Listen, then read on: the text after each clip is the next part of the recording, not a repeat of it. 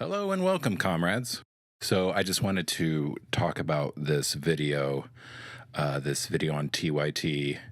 And yes, let me let me just say real quick that I understand. Oh yeah, TYT. This guy watches TYT. He, talks a big game like he's a socialist, but he's probably one of these liberals who thinks social security is socialism. And I understand that because, yeah, TYT is a little, it's a bunch of liberals it's a bunch of liberals speaking as if they're the left. But, there's not really anything equivalent to either an outlet like TYT, an independent outlet like TYT, or even mainstream outlets like MSNBC or CNN. There's just nothing like that for the socialist left. So if I want to get, coverage of current events, of politics, of the news, then, you have to seek out information from different sources, even if they're not like 100% in lockstep with your particular ideology. But anyway, having gotten that out of the way, so I came across this video on TYT about this Super Bowl ad, or this big game ad, I should probably say. But it's a parody on the Dolly Parton song 9 to 5 by Squarespace, basically, saying use Squarespace to get your website up and running so you can, start your second business and get out of the job that you hate and work for yourself and all that. And for the most part, the TYT video is fine. There's discussion on the very real topic of this need for, you to have multiple jobs because one job isn't enough to pay all of your bills, and, this hard work expectation that, you're not working hard enough, and real issues. And there's some solid commentary on that, sure. But I wanted to talk about this one part in particular where Cenk Uyger just, decides that for some reason it's going to be his job to explain to the elitists that think hard work is for suckers that, no, actually, you're the sucker and you don't know what you're talking about. But are there some entitled people nowadays who make the argument that, hey, you should only work 8 hours, and if you work a minute beyond that, your boss is, exploiting you? Yeah, I hate that argument. I think it's dumb, to be honest.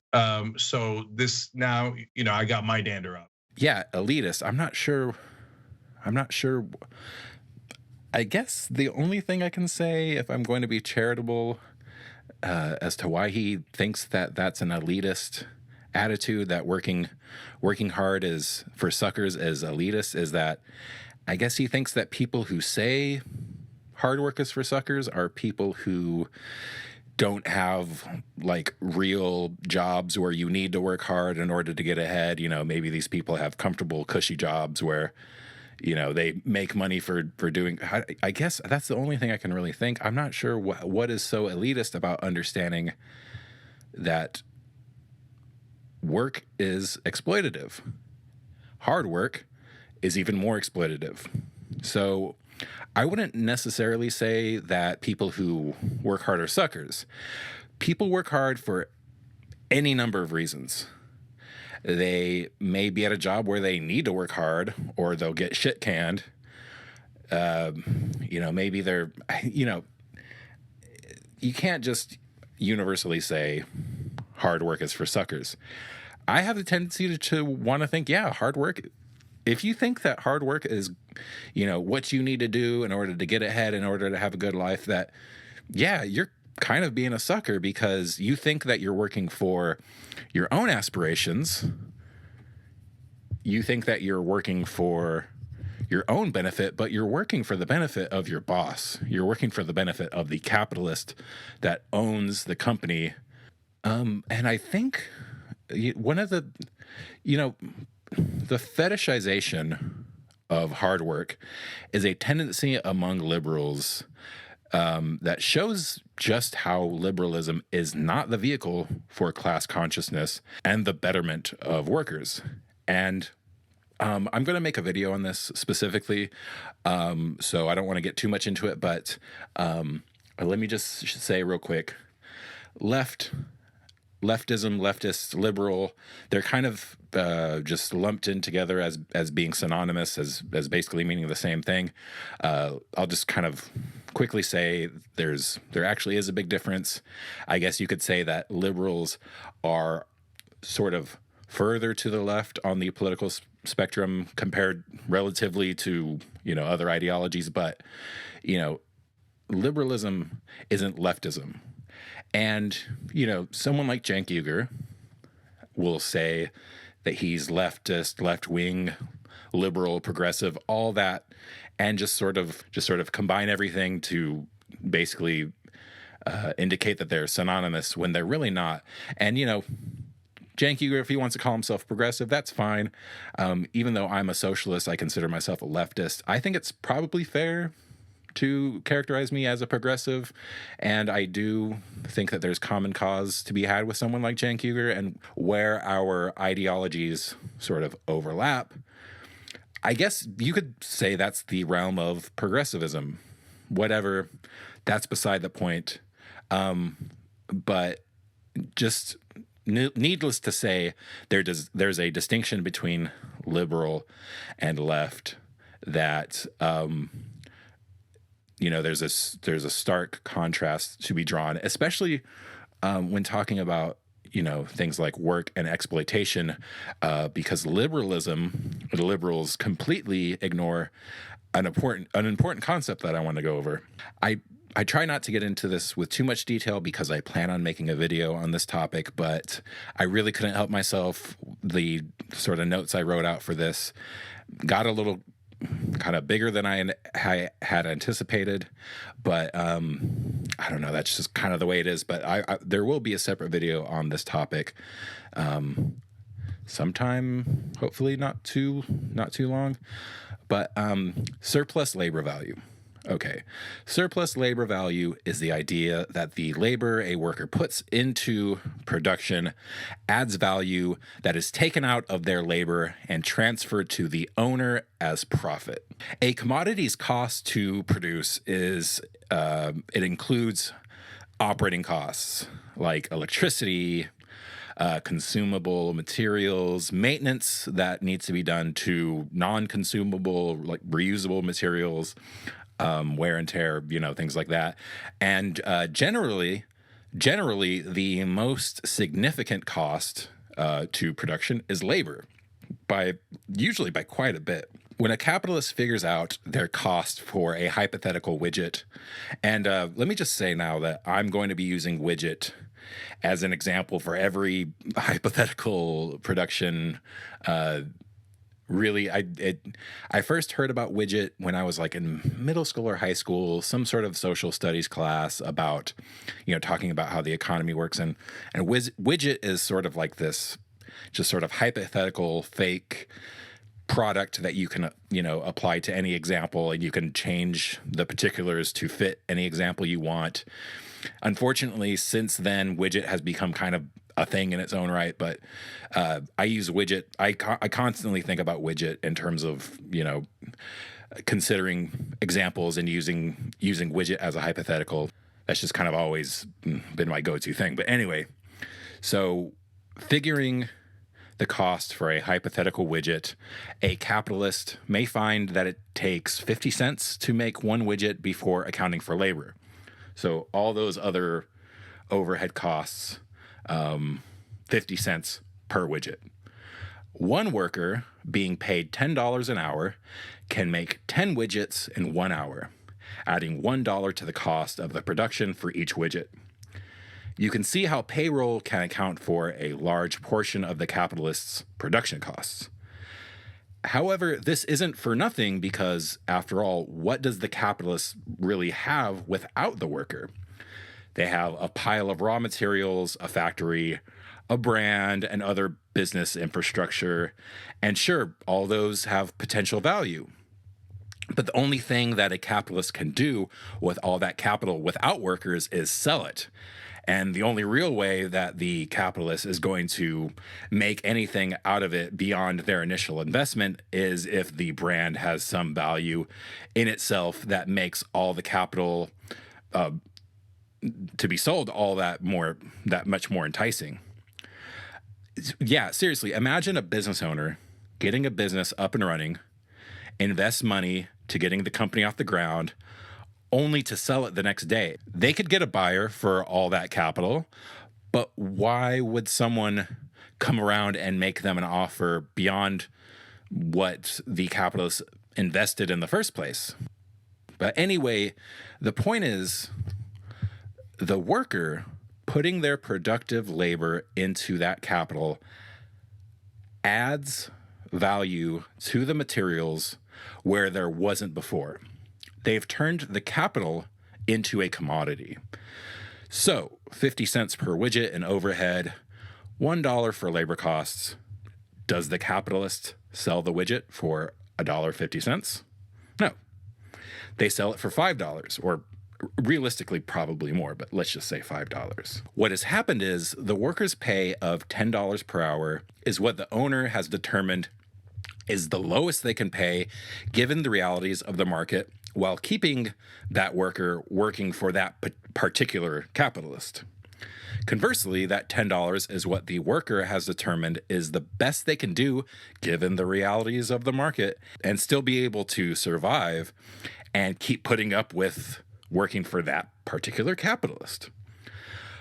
The point of paying one wage over another is if it's too low, you'll have a hard time finding people to fill the job who can actually do the job and produce at a capacity that will be profitable. And if the pay is too high, you'll have to make up that lost profit somewhere else, likely driving up prices and risking bringing down sales and thus risking profit in that manner.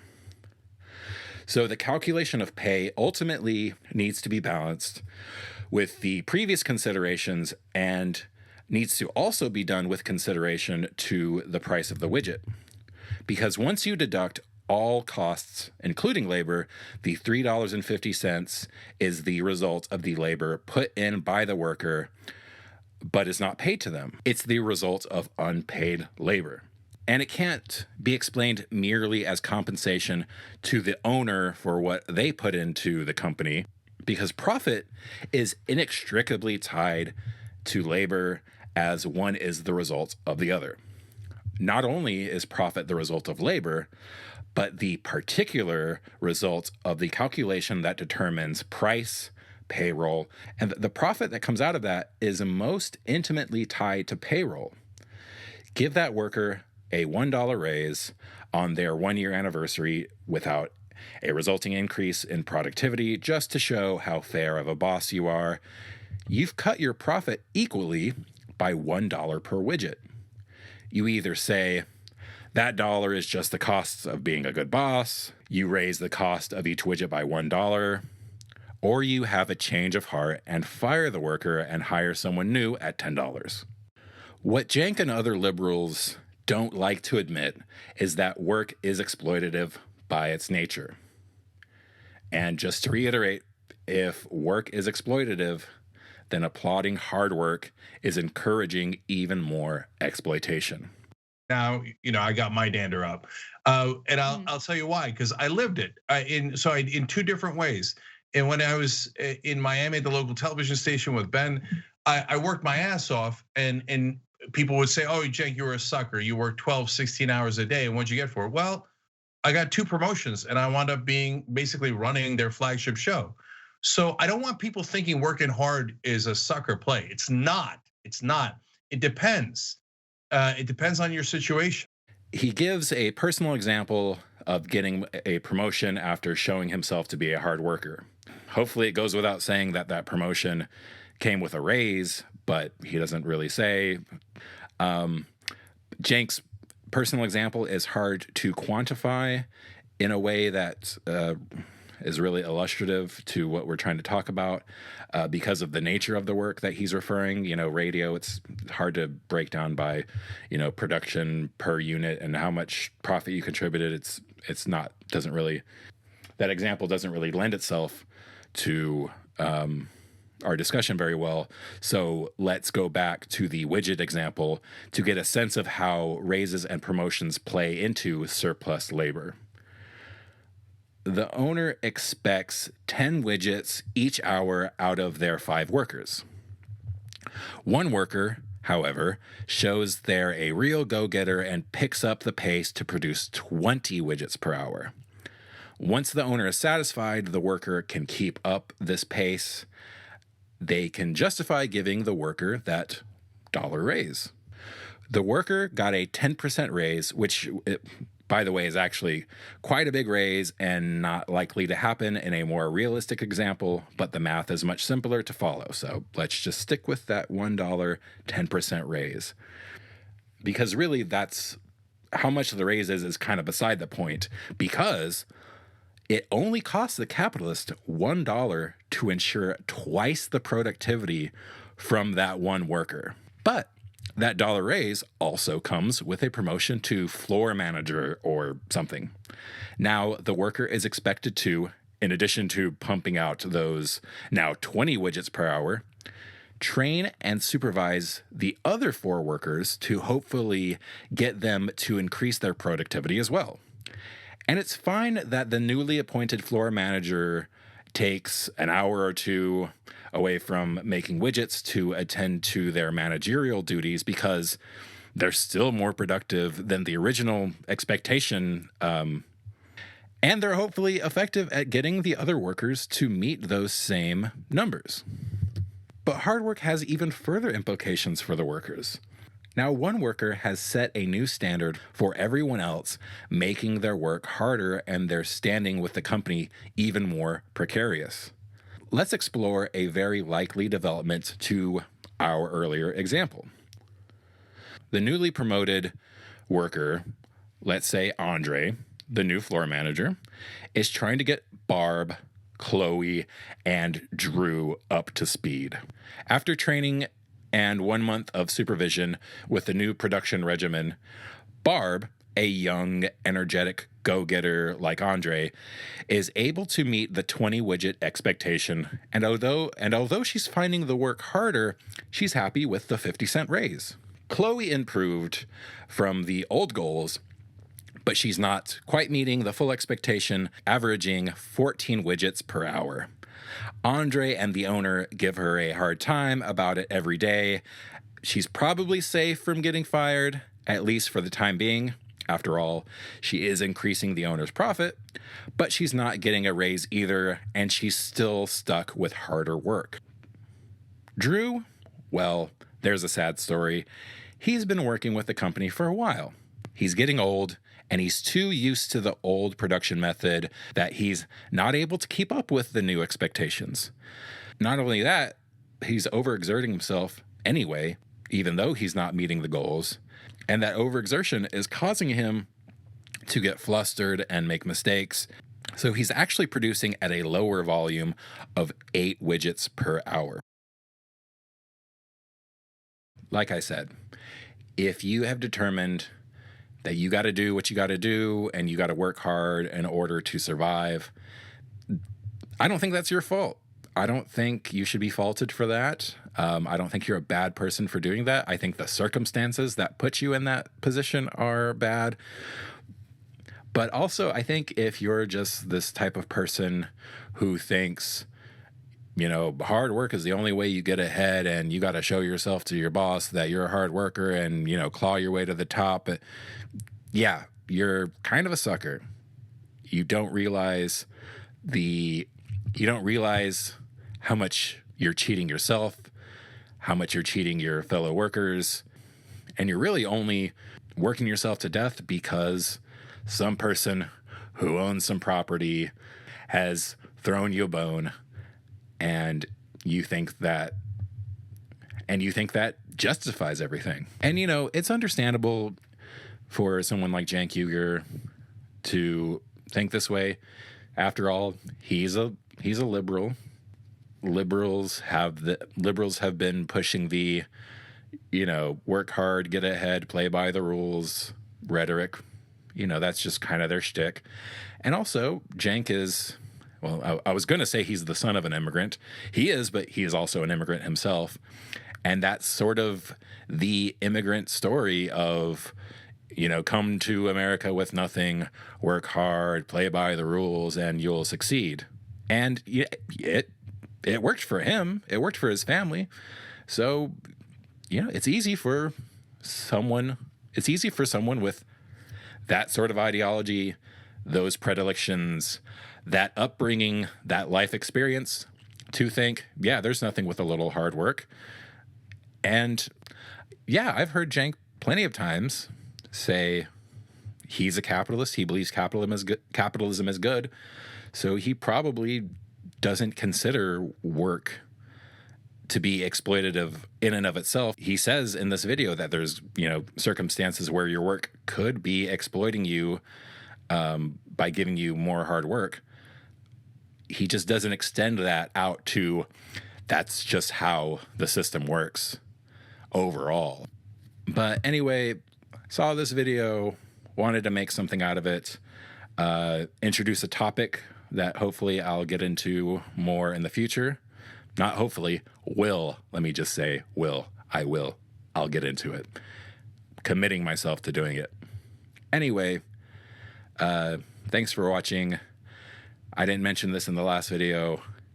Make sure to like, comment, subscribe, ring bells, notify yourself, get checked, get your life straight, work hard, play by the rules, do it all for the benefit of me and this channel, and for the benefit of yourself.